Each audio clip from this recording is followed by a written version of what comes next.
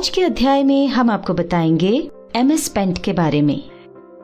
MS paint एक drawing और editing tool है। ये उन कंप्यूटर्स में मिलता है जिनमें ऑपरेटिंग सिस्टम विंडोज डला होता है। MS पेंट हमें साधारण ड्राइंग पेंटिंग करने की सुविधा देता है और इसमें कुछ फोटो एडिटिंग भी की जा सकती है। इस वीडियो में हम आपको MS पेंट का परिचय दे रहे हैं, साथ ही होम टैब के अंतर्गत आने वाले सभी ऑप्शंस के बारे में संक्षेप में बता रहे हैं। कंप्यूटर में MS पेंट ओपन करने के वैसे तो 3-4 तरीके हैं। आज हम आपको 2 तरीके बता रहे हैं। पहला तरीका है स्टार्ट बटन पर क्लिक करें। अब ऑल प्रोग्राम्स पर क्लिक करें। इसके बाद एक्सेसरीज पर क्लिक करें, फिर पेंट पर क्लिक करें। ये देखिए MS पेंट खुल गया है। चलिए अब आपको MS पेंट खोलने का एक और तरीका बता देते हैं। उसके लिए स्टार्ट बटन पर क्लिक करें और फिर सर्च बॉक्स में टाइप करें पेंट। इसके बाद कीबोर्ड पर एंटर की को प्रेस करें। ये देखिए MS पेंट खुल गया है। अब हम आपको MS पेंट को उपयोग करने की जानकारी दे देते हैं। यहाँ पर सबसे ऊपर है टाइटल बार, ये है मेन्यू बार और ये है टूल बार। अभी हमने अपने डॉक्यूमेंट का नाम नहीं दिया है, इसलिए यहाँ टाइटल बार में अनटाइटल्ड लिखा हुआ दिखाई पड़ रहा है। जब तक हम फाइल को नाम देकर सेव नहीं कर देते तब तक यहाँ पर अनटाइटल्ड लिखा हुआ दिखाई पड़ेगा, और जैसे ही हम फाइल को नाम देकर सेव कर देंगे यहाँ पर हमारे द्वारा दिया गया नाम दिखाई पड़ने लगेगा। टाइटल बार में राइट साइड में आपको 3 बटन दिख रहे होंगे, इनके बारे में आपको बता देते हैं। ये है मिनिमाइज बटन, इस पर क्लिक करते ही पेंट विंडो टास्क बार में चली जाएगी। ये देखिए यहाँ पर है पेंट विंडो जो कि टास्क बार में छुप गई है। अब इस छुपी हुई पेंट की विंडो को वापस कंप्यूटर स्क्रीन पर लाने के लिए हम इस पर माउस से क्लिक कर रहे हैं। ये देखिए पेंट वापस से स्क्रीन पर आ गया है। मिनिमाइज बटन के बाद अगला है मैक्सिमाइज बटन, इस पर क्लिक करते हैं। ये देखिए MS पेंट की विंडो थोड़ी छोटी हो गई है। अब वापस मैक्सिमाइज बटन पर क्लिक करते ही MS पेंट की विंडो पूरी स्क्रीन पर फिट हो गई है। यदि आप MS पेंट को बंद करना चाहते हैं तो क्लोज बटन पर क्लिक करें, पर चूंकि अभी हमें इस पर काम करना सीखना है इसलिए हम इसे बंद नहीं कर रहे हैं। चलिए आगे देखते हैं। टाइटल बार के लेफ्ट साइड में आपको कुछ और ऑप्शंस दिखाई पड़ेंगे। ये options quick access tool bar के अंतर्गत आते हैं। इनमें से जरूरी ऑप्शंस हैं सेव, अनडू और रीडू। इनके बारे में हम आपको आगे बताएंगे। MS पेंट में ये जो सफेद एरिया आपको दिख रहा है ये है हमारा वर्क स्पेस या फिर ड्राइंग एरिया।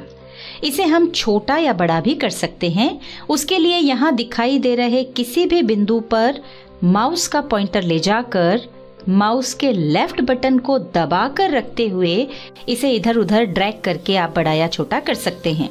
ये देखिए हमने यहाँ कोने पर माउस से क्लिक करके अंदर की तरफ ड्रैग किया तो ये व्हाइट वर्क स्पेस छोटा हो गया है। इसी तरह हम क्लिक करके बगैर क्लिक छोड़े इसे बाहर की तरफ ड्रैग करेंगे तो वर्क स्पेस बड़ा हो जाएगा। हमें इसी पर ड्रॉ या पेंट करना है। यहाँ आगे के ऑप्शंस को अच्छी तरह से समझने के लिए हम एक चित्र बना लेते हैं।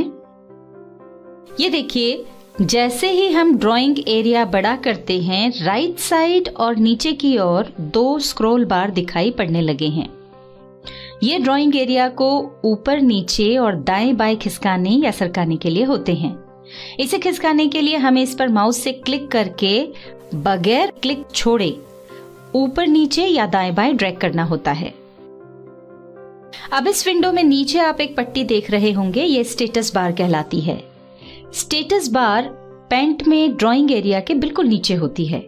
इस बार में जूम बटन होता है। इस बटन पर माउस के लेफ्ट बटन को दबाकर रखते हुए इसे इधर उधर ड्रैग करके हम पेज को जूम इन और जूम आउट कर सकते हैं। जूम इन की सहायता से हम ड्राइंग को बड़ा कर सकते हैं और जूम आउट की मदद से हम इसे वापस छोटा कर सकते हैं। चलिए अब आगे बढ़ते हैं और आपको पेंट के अन्य ऑप्शंस के बारे में बता देते हैं। टाइटल बार के नीचे का ये हिस्सा रिबन या टूल बॉक्स कहलाता है। इसके अंतर्गत फाइल टैब, होम टैब और व्यू टैब होते हैं और इन टैब्स के अंतर्गत कई सारे ऑप्शंस होते हैं। पहले हम होम टैब के ऑप्शंस के बारे में आपको बता देते हैं, फिर जैसे जैसे आगे बढ़ते जाएंगे बाकी के टैब्स के ऑप्शंस के बारे में भी आपको जानकारी देते जाएंगे। होम टैब में सबसे पहले है क्लिपबोर्ड सेक्शन। इस सेक्शन में कट, कॉपी, पेस्ट ऑप्शंस होते हैं। कट ऑप्शन से किसी भी सिलेक्ट किए गए पार्ट को कट किया जा सकता है। कॉपी ऑप्शन इमेज के सिलेक्ट किए गए पोर्शन को कॉपी कर सकता है। पेस्ट ऑप्शन से कट या कॉपी किए गए पोर्शन को मनचाही जगह पर पेस्ट किया जा सकता है। इन ऑप्शंस को हम आगे चलकर डिटेल में समझेंगे। उसके पहले हम आपको अगले सेक्शन के ऑप्शंस के बारे में बता देते हैं। अगला सेक्शन है इमेज सेक्शन। इसमें सबसे पहले है सिलेक्ट। ये आपको इमेज का कोई भी हिस्सा सिलेक्ट करने में सहायता करता है। क्रॉप ऑप्शन की सहायता से ड्राइंग का कोई भी हिस्सा क्रॉप किया जा सकता है, यानी काटा जा सकता है। रीसाइज की सहायता से पिक्चर की हाइट और विड्थ यानी ऊंचाई और चौड़ाई को चेंज किया जा सकता है। रोटेट ऑप्शन की सहायता से पिक्चर को या सिलेक्ट किए गए हिस्से को रोटेट कर सकते हैं, यानी घुमा सकते हैं।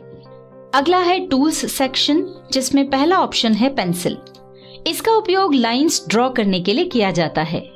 पेंसिल से आप किसी भी प्रकार की ड्राइंग बना सकते हैं क्योंकि इसका उपयोग आपके हाथ में होता है। आप माउस पर क्लिक करके जिस तरफ और जैसे उसे ले जाते हैं वैसी ही आकृति MS पेंट में बन जाती है। इसको यूज करने के लिए पेंसिल के आइकॉन पर क्लिक करें। पेंसिल पर क्लिक करते ही पेंसिल टूल सिलेक्ट हो जाएगा और आपका माउस पॉइंटर पेंसिल की तरह दिखने लगेगा। अब माउस का लेफ्ट क्लिक प्रेस करके बिना छोड़े उसे नीचे की तरफ ड्रैग कीजिए। ये देखिए लाइन बन गई है। लाइंस को आप अलग अलग कलर और साइज में भी बना सकते हैं। अगर आपको कलर बदलना हो तो पहले कलर 1 पर क्लिक करें।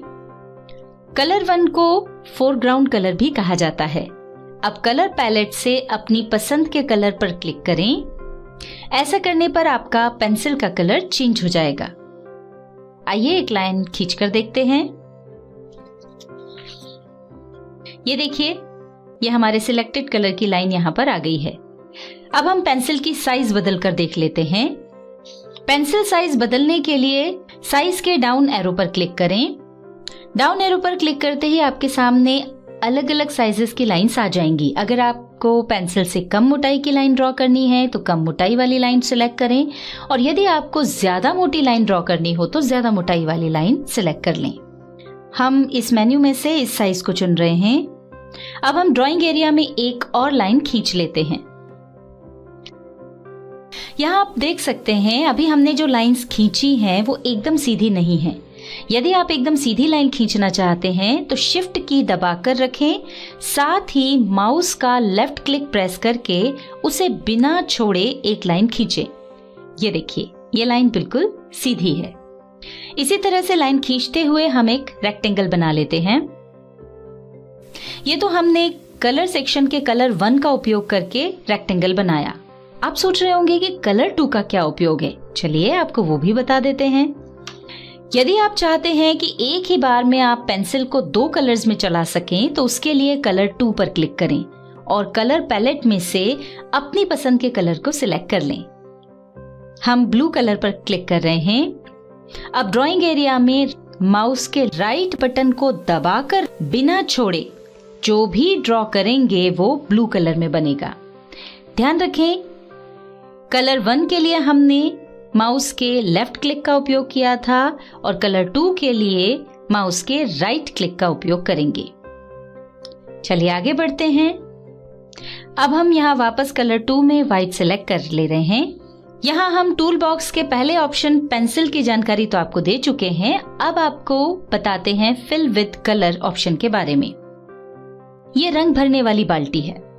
इससे किसी भी ड्राइंग में पसंदीदा कलर भर सकते हैं। तीसरे नंबर पर है टेक्स्ट। इसे ड्राइंग एरिया में कुछ लिखने के लिए उपयोग किया जाता है।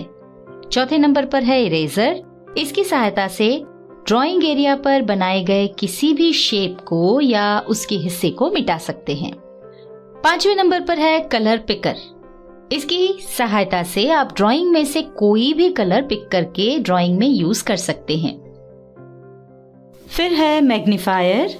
इसकी सहायता से फाइल को जूम इन या जूम आउट किया जा सकता है। उसके लिए पहले मैग्नीफायर पर लेफ्ट क्लिक करें और उसके बाद ड्राइंग एरिया में माउस ले जाकर फाइल को बड़ा करने के लिए लेफ्ट क्लिक करें और छोटा करने के लिए राइट क्लिक करें। अगर आपको कोई छोटा या बारीक काम करना हो तो जूम इन करके आप उसे बेहतर तरीके से कर सकते हैं।